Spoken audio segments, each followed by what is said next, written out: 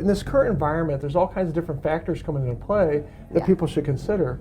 So let's walk through the different ways or different things people can do with property as you see it as you're doing your mediations. Yeah, for sure. So when we've got a property, especially a residence, we usually find there's kind of three main ways, like you mentioned, right? So one is one spouse can buy the other out and choose to keep the property. Correct.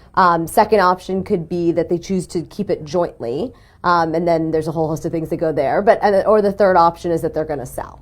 Well, let's talk about those three options. So, you know, when I see people that want to, like one person wants to buy the other person out, I would say the person that's getting bought out, they should really like do a home inspection and actually understand what they're taking on, the value they're taking on. And the other thing that's going on in our economy right now is there's more uncertainty. There may be a recession looming, et cetera.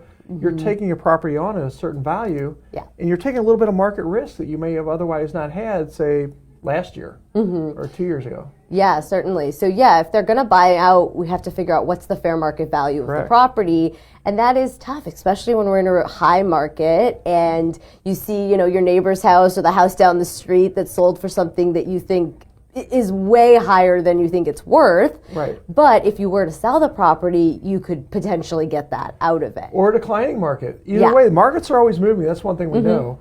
But the only way to truly find out the market value is to put it on the market. But that's not what they want to do. So it's kind of hard. Yeah. So I find, at least in mediation, we try to agree on a value first. Then we may involve like a realtor like yourself who can look at comps and help them understand the neighborhood and help them decide maybe they want to sell or don't want to sell. And then sometimes they end up needing to get an appraisal. Well, let's talk about the second one. So